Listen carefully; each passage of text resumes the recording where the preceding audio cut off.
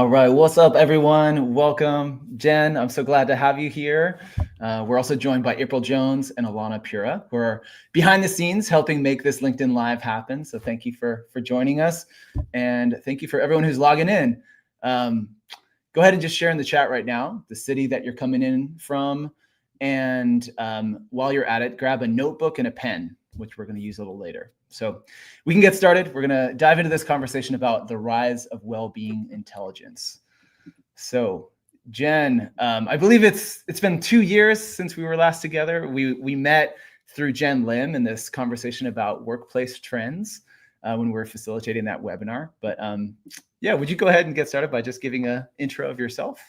Yeah, absolutely. Thank you for having me. And I can't believe it's been 2 years. It doesn't feel like that. I guess that's one of the positive uses of social media. I feel like I get to keep up with you, even though a lot of time has passed since we've had a chance to connect with each other. So Thanks for having me.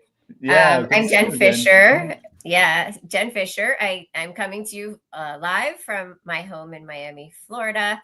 A little bit about me. I spent 23 years at Deloitte. I recently left at the end of May last year, and I was the first ever Chief Wellbeing Officer at Deloitte, a role that I was in for about 9 years, building well-being programs and initiatives, and ultimately building it into the culture and learning how to build it into the culture of any organization.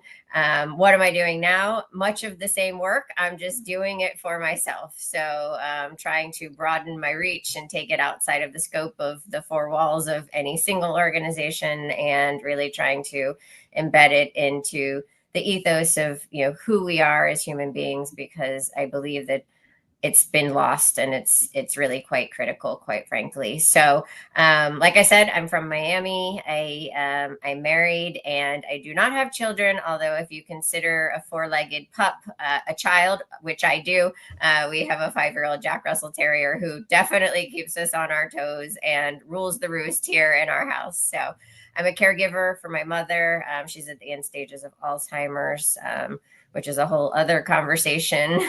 And I am also a breast cancer survivor. So I think we'll probably get more into my story and who I am as we talk, but that's a little bit about me. Yeah, thanks, Jen. And it's been amazing since we last saw each other 2 years ago, just watching your journey from Deloitte. Like, I've been listening to your podcast, like your book. I remember when you were about to get on stage in TEDx in Miami, and we were talking about like strategies to kind of get pumped up before getting on stage at a TED Talk.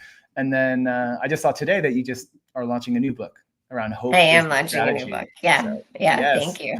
On the topic of hope as a skill set, which is something that I think we all need a little bit more of, or a lot more of. And it's definitely a topic and something that's been really, really important to me in my life, not just during times of struggles, but really as a daily practice. So yeah, it's great. So just saying hi to some of the folks that are joining the chat. Brett, what's going on from Asheville? Monica from the San Francisco Bay Area. We have Jill from Ontario, Steph in London, Julie in Massachusetts, Pidge from, and oh my gosh, there's so many different countries that are joining us. Oh, we got another person from Miami. Go Miami. Yes. Love it. All right. So I'm sure some of people are joining us and they're in between meetings. They're in this like ending one meeting, doing this, about to go to the next meeting. And so it often takes me a moment to arrive. And so I'm just going to do a very short exercise to help people arrive. So for you, Jen, and for everyone else in the chat, if you can join us and grab a notebook or a journal or a piece of paper and a pen of some kind really quickly. This is going to be an exercise that I learned from my friend Rukmini Podar, who's the author of a book called Draw Your Feelings. And it's very, very simple. It's going to be a very short exercise. So wherever you are, just let your pen rest on the page. And in a moment, I'm going to have you close your eyes. And I'm going to invite us just to take a few breaths together. But the way we'll do it is that when you inhale, you're going to draw a line up on the page. I'll just share this. So you're going to draw a line up on the page, and then we'll pause at the top, and then you're going to draw a line down as you're exhaling. And you're just going to create sort of like a wave pattern that matches and tracks your breath. All right. So don't think about it too much. Doesn't really matter what it looks like. Go ahead and just let your pen rest on the page now. And if you're comfortable, you can close your eyes and just let your feet rest on the ground. Let your back rest against the back of your chair. Just going to invite everyone to take a deep breath in and let the pen rise up on the page. And then pause at the top. And then you can exhale and let the line fall down.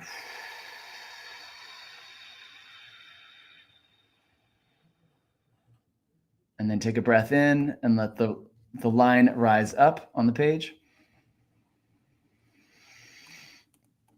Pause. And then exhale down.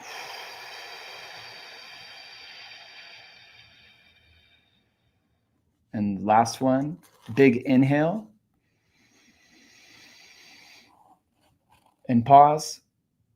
And let the line fall down in the exhale.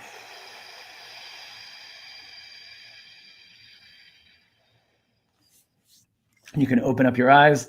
You can look at your drawing. And just inviting folks to type in the chat really quickly if there's any shift in your mood or how you feel. And it could just be like a little calmer or just like feeling a little bit more present, but any change that you notice in yourself. And Jen, if there's anything that you notice just in that like 20 second, 30 second. Notice that you take really deep breaths. Yeah, I try. Yeah, no, I mean, certainly calmer, more present, more focused. I am someone that lives with a lot of anxiety. So moments of deep breathing are a very important practice for me. So thank you for setting the tone. Absolutely. Folks are saying they're feeling a little less anxious, more grounded, more present, and just a little calmer. Good. So we're going to pop up this drawing that I did of you, Jen. This is every month I draw somebody who I feel like is a leader in the realm of creativity and human connection and workplace culture. And it's a way of just for me to be able to like synthesize people's work into a single image and then be able to share that. So this is something that we're going to share with the audience here, just as a way to kind of look into what you're talking about when you're talking about well-being intelligence. And so I'm curious, just to start it off, Jen, if you would describe. You're making me cry. You even got the butterfly in. So yeah, I could tell that's like your signature. Yeah, yeah. Oh, good. Yeah, so fun to be able to highlight the spirit of what you do beyond just the ideas. Yeah, would you start by just describing your definition of well-being intelligence? Yeah, absolutely. So it's not a term that I came up with solely on my own. It's actually something that I read out of an article by two researchers at MIT about a year or so ago. And it really just struck me, especially in an era where all of the conversation seems to be about artificial intelligence, but also just thinking about, the impact that emotional intelligence has had on us as humans and as leaders, and how we embed it into pretty much every leadership development training. And so it was kind of like, this is it. This is kind of the language or the concept that I feel like we've been missing. And so, my own personal thinking and definition of this is really, where we are today in large part is, there's a general understanding by most that well-being is critically important to us as humans, and especially as humans at work. And when we don't have it, bad things happen to us as individuals. And it's also not great for the bottom line of the organization and many other things of the organization. And so, the kind of the journey that we've been on from a well-being perspective is there's lots of great tools, resources, programs, and benefits, and all of those are needed and they're foundational. But what you often hear, and we often hear from the workforce, is these things are great, but when do I actually have time to take advantage of them? Or I don't even know they exist, or they're too hard to access, or there's lots of reasons. And so that kind of got me thinking. You'll be happy to know that I started to kind of think a design thinking approach, right? To say, okay, so the programs, tools, resources, benefits, those are really important. And I'm having a lot of conversations with executives that are saying, well, we're investing a lot of money and we're not seeing the ROI. And that created a lot of fear in me. I was like, hold up. Like, I don't like that line of thinking, because if you're saying we're not seeing the ROI, then that means you're going to pull back the investments. And that's the absolute wrong answer. And so I started to think kind of down this systems approach. Well, what is it that is keeping people from using these benefits and tools and resources? What is it that's actually creating the bad well-being outcomes in the workplace? And how do we address those and try to prevent those from happening so that the tools, resources, and benefits that people are investing in can be maximized, and the human beings, the employees, the workforce can get the benefit, and the organization also sees the benefit of their investment. And so wellbeing intelligence, long definition, as you can see, I haven't figured out my elevator pitch for this, but long way of saying that it's a systems plus thinking, right? It's not just benefits, tools, and resources. There are a lot of other things about work that impact people's well-being, and we need to be thinking about those systems that we operate in. We're all part of a system. We all have impacts on that system, and we all have impacts on other people. So how can we get more intelligent about how those systems, often very dated systems, are impacting us, and start changing them so we see the positive uplift of all this other effort that's taking place? So, like I said, long way of saying it, but I also felt like very important to give all that context. No, it's it feels so important right now. I mean, like, it's always been important, and it just feels like with how, I feel like a lot of people that I work with are slipping through the cracks. People are not well, especially right now. And so being able to address it from a root cause, like systems perspective, as you're talking about, and even creating language around it, feels like a really important part of the solution. And I also just love, we were talking about this, that I feel like our work is very aligned in how we're thinking about the workplace and what is the new model for how people can treat each other at work. Yeah, because we're getting crowded out by the excitement over artificial intelligence. I'm not an artificial intelligence hater by any means, but we're still human. And as far as I know, we're still going to be human. And so we need to figure out, what is that relationship going to look like so that it enhances humans and human health and well-being, as opposed to kind of what I feel is a more of a fear-based message now than anything. Absolutely. Yeah. And if we're not well, but we're well using AI, it's not a very good solution. Yeah. So I know that you described this story in your TEDx talk and in other interviews that I've seen with you, but I do feel like it's such an important part of your arc and why you do the work that you do. But if you're willing to describe how you got to your burnout moment, like, and your arc that kind of describes like your passion for doing this work. Yeah, absolutely. So as I mentioned, I did spend 23 years at Deloitte. And for those of you on the phone that have any or on the video that have any familiarity with Deloitte, or, big consulting and accounting, not necessarily, known for it's just a hard charging atmosphere. It's a high performance atmosphere. And in any type of high performance environment, there's a downside, there's a dark side. And I am a ambition monster. I am, I'm a recovering perfectionist. I'm all of those things, right? And so you throw me into an environment that thrives on high performing people, and it ultimately kind of led to burnout. And I don't blame the organization, right? I mean, we do now know that there are a lot of organizational environmental factors that lead to burnout that we didn't have the research on before. And we certainly didn't have that research when I was necessarily going through it. We had Christine Maslach's, but it wasn't broadly known. It wasn't really thought about in kind of the organizational context per se. And so for me, what did it look like as somebody that thrives on perfection and high performance? Did I know something was wrong? Yes. Did I want to admit it to myself? No. Why? Because that felt like failure. Mm-hmm. And so, and also our brains are powerful. I told myself stories. I told myself I'll rest, when this project's over, or I'll do this, or I'll do that, or I get to the gym an hour a day, so therefore I'm healthy and I'm well. It didn't matter that the rest of my day was basically 3 hours of sleep, and I'm not good at math, but I don't know, 19, 20 hours of work or whatever else it was that was consuming my time. And I don't care how young you are. That's maybe sustainable for a period of time, but it is not a long-term success strategy. And so, burnout is one of those things that, for the most part, you don't wake up, you're not fine one day and then you wake up the next day burnt out. I liken it to the frog in the boiling hot pot of water. It gets hotter and hotter and hotter. And then one day you're kind of like, oh shit, what do I do?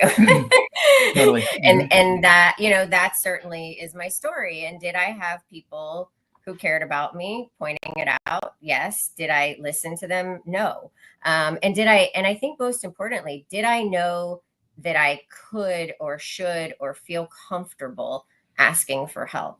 And the answer was no. And I think that that is a critical linchpin to this story, because it is shaped so much of who I am now and why I put myself out into the world so openly and vulnerably, because I wish that I had felt like it was okay to ask for help. And so if I can inspire one person to ask for help when they need help because they heard my story or they heard me speak, then that's enough for me. And I think that as leaders, as friends, as colleagues, as sisters, brothers, whatever roles you play in your life, that's a responsibility we all have, and that we should all take very seriously, because loneliness is rampant. Mental health challenges are rampant. People are more stressed than ever. The data is not good. And so we need to be creating pathways for people to have these real conversations, for people to understand that this is human and it's okay. And that there are people that care deeply about you and that you can get help. And that's not, I knew people cared deeply about me, but I don't think that I believed that they understood. I told myself the work that I was doing was so important, and if I don't do it, it'll never get done. All those stories we tell ourselves, and none of them are true. The work will get done. Maybe it's by you, maybe it's not by you, but there's nothing more important than you and your health and your mental health. And so that's a short version of the story. But I think ultimately the outcome of who I try to be as a human being and as a leader is to really put myself out there in a vulnerable way, which I recognize is uncomfortable for some people. It gets better with practice, I promise. But it's, if I can help one person, then that's enough. And that makes it all worth it. Yeah, thank you so much for just sharing part of where you've been, where you are, and where you are now. And I'm curious, because I struggle with this all the time. And I think a lot of people who are business owners or who are CEOs have an addiction to this, like, momentum and getting things done. Yeah. GSD, it's like, it does feel like a kind of tantalizing, like, hypnosis of just like moving forward, growing, scaling, bigger, more. And so how are you working differently today? Like, what are you actually doing to address or prevent that burnout? Because I know you're writing another book. You just wrote, you wrote a book, you have a podcast. It's like you are, the face of workplace well-being in a certain way, but then you're also doing a lot. So like, how are you managing that? Well, and I think that, first of all, that's really like that distinction there is really important, because I think there still today is this myth or this belief that if I make time or take time to take care of myself and do the things that, that make me well, that somehow is going to, make me soft or impact my performance. And that's just absolutely not true. Mm-hmm. As a matter of fact, the opposite is true. If you don't make that time, you will end up like I did, guaranteed, right? If you keep pushing. And so for me, it's a non-negotiable. And, there's many ways in which I hold myself accountable. I also hold other people accountable. if you look at my calendar, it literally says, breakfast, lunch, dinner, workout, bedtime. My calendar is my accountability partner. If it does not, if it's not on my calendar, it doesn't happen. It does not. And, as I'm getting older, I can't remember anything anyway. So it's got to be on my calendar. But also everybody in my life knows, anybody that's important to me. I talk about this regularly. I talked about it in my TED Talk. Sleep is one of my non-negotiables. There's many names for it, but I'm known for the Gen exit, and I will get up and leave. I won't say goodbye. You can talk to my husband. I have left him at parties, and sent him a text and said, like, take an Uber home. I'm in bed. And so there's just things that you have to get really comfortable not negotiating away, because the world will tell you that everything is more important than your health and well-being. And I think that, so surrounding yourself with supportive people, telling those people what you need, asking them to hold you accountable. And that doesn't mean that I never stay out late, or it's not an all or nothing, but generally I have these, I think when we talk about boundaries, we kind of think of boundaries as these really hard, inflexible things, and they're not. Boundaries are just there in my mind to make sure that I'm doing the things that allow me to show up and be the person that I want to be. And when I'm not doing those things, I've gotten really good at being like, oh, she's back. Something's wrong. That's not the Jen that's the evil Jen, that's not the good, that's not the good angel on my shoulder. Right. And I think the more in tune you get to that, the more the more you're not willing to negotiate these things away, because you don't like how you're showing up. And that's not the person that you want to put into the world and the things that you want to accomplish into the world. And so for me, that's, that's generally what it looks like. Yeah, I'm feeling the irony right now. I also feel the resonance in my own life and my working style. I live in the Bay Area. I live in Oakland in the hills right now. And I feel like this is sort of like a center place around well-being. There's a lot of healers and people who are talking about well-being and different modalities of therapy and coaching and, physical well-being. And yet, this is also the home of like scaling businesses and like kind of bigger every year. And, for me, I feel like I'm in this balance of like really wanting to focus on my health and then having a really hard time, especially with the sleep thing. So it's hard. I'm taking in what you're saying. I'm letting it wash. I'm not suggesting it's not hard. I mean, it takes work every day. And oh, by the way, I screw it up pretty much every day. And that's okay, because I'm human and I just keep trying. If I don't get one thing right, I get the other thing right. And you just, you keep going. But I will say that, in terms of, getting a lot done, the whole GSD mentality, if you're taking care of yourself, you're going to get a lot more done and you're going to be a lot happier doing it. Absolutely. I heard you wrote something on LinkedIn that was, what if the pursuit of our productivity is making us less productive? And I totally agree with that. I'm just curious if you could expand on that a little bit more. Yeah, I certainly. So first of all, I have a little bit of a weird obsession with our collective obsession with productivity, because if you look at the kind of the history and the purpose of measuring productivity, it wasn't to measure human output. It was to measure machine output.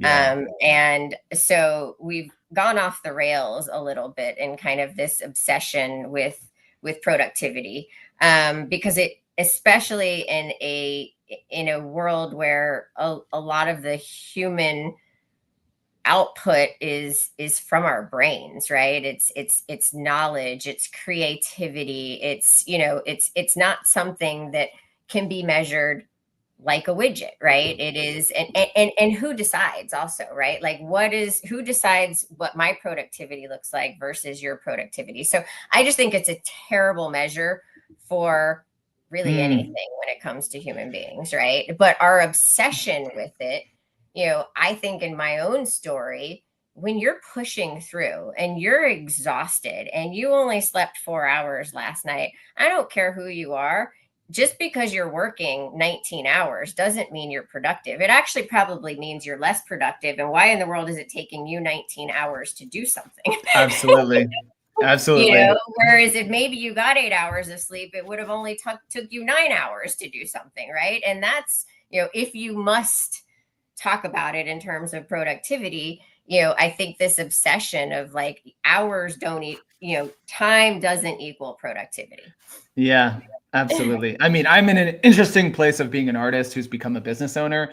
And I feel like I've equated working or being productive with being on the computer. And I really want to change that that connection, realizing that when I'm in the world and I'm connecting with people, or when I'm feeling good, I'm just a lot more productive than if I'm exhausted. And I feel like when I'm in back-to-back meetings on Zoom, I feel like I'm not a good listener. I'm not as compassionate. I'm not as patient with myself. Like there's a lot of ways in which I feel like I'm less productive. So, all right. So, okay. Yeah, we have we could jump in with a couple questions. So how do you get workplace well-being intelligence on the agenda for busy CEOs who are chasing the next quarterly financial report and AI? Yeah, it's a great question. I don't think there's a completely clear-cut answer. What I will say is, it's and this isn't a cop-out. It is organization dependent, and I don't know that the CEO is always the right person to get this in front of, because to the point that's being made, CEOs have a lot on their plate, and to get well-being to rise to the number one spot of 19 other priorities that they have might be a lesson in futility, right? Like it might just never happen. And so you need to understand your organization and who is going to be your champion, and who are the influencers and how can you get to them. And then I think equally important is to speak to them in language that they understand. If you're speaking to the CFO, speak to the CFO in terms of how this impacts the bottom line, and show the research on absenteeism and presenteeism. Talk to them in financial terms. If you're talking to the CHRO, talk to them in terms of things that matter to the CHRO, like talent attraction and retention. And so it's not a one size fits all. It's not a single message for everyone, but you have to figure out who's the right person. Because I don't know that I think the CEO is always the right person to get to. And then once you get other people on board, then you go to the CEO and you have them join you in that meeting. And then that does tend to get the CEO's attention. And so it's, it's strategy, just like any other strategy. But you have to be a little savvy about it. Yeah, and I'm so glad that you were at Deloitte and you've created a lot of the stats and have become someone that people can look at around like what is the case for well-being and how can they like make that pitch to the right person. So, and I've become sort of like looking at that around arts and creativity and how can I like help people like legitimize like bringing arts and creativity into the workplace as a solution. So and I think so what's great. Oh yeah. What's great now is there is that data, right? Yeah. And data isn't the whole story. I mean, I think you have to tell the human side of the story, but data for certain audiences really helps. And we now have, so, like, we almost don't need any more data to tell us. We don't need another study. We have them all. It's just now how to to Jasper, to your point, like how do we actually just get this done? Like we know now we need to get it done. Totally. And I feel like as we talked about earlier, there's like this extreme focus around AI and the future of work, and yet people are just not well. So you talk a lot about connection and well-being being this like ultimate competitive edge that people can have. Just curious if there's one like point that you could also land here as like a takeaway for people to leave with. I mean, look, I think in a world that beyond our obsession with productivity, we're also obsessed with kind of this idea and notion of performance enhancement and, constant continuous high performance, which is a misnomer in itself, but we'll go with that thought. And look, I mean, if you want continuous, constant high performance, well-being, sleep, the things that fall under the well-being umbrella are the best performance enhancers that there ever has been and ever will be, bar none. And most of them are actually free, and our bodies crave them and do them naturally if we would only allow it. It comes back to the basics. Yeah. Yeah. I mean, we're the ones who've complicated it, right? Absolutely. Yeah. This is so good. It's really helpful for me, and like a good, like I said, I'm letting your words wash over me, Jen, because I feel like I need it right now, but I think we all do. Like, I have this unique orientation of getting to look under the hood of a lot of organizations and see how people are doing. And I just appreciate that you are kind of putting this like megaphone out to really support people's well-being, and especially to the leaders out there around how can we treat people, and how that affects the whole system. So I know that AJ is going to share a couple links in the chat here. One of them will be, I think, a link to your podcast, WorkWell, and also a link to your LinkedIn, so people can connect with you and see some more of the work that you're doing and learn about the new book that you announced today. And we're also going to share a link to a new resource that I'm creating with my team at Late Nite Art that's called Humanizing the Workplace, a practical playbook for people leaders to leverage the 5 elements of the Late Nite Art methodology. So we're figuring out how can we help people use the arts and creativity in the way that they treat people inside of their workplace, and bring more connection and creativity into the way they run meetings, especially. So thank you so much, everyone, for joining. Thank you, Jen, for jumping into this conversation, and being such an amazing advocate for bringing humans together in this interesting age of AI. And yeah. Yes. Thank you. Well, thank you for having me, and let's make a commitment to one another that we're not going to wait another 2 years.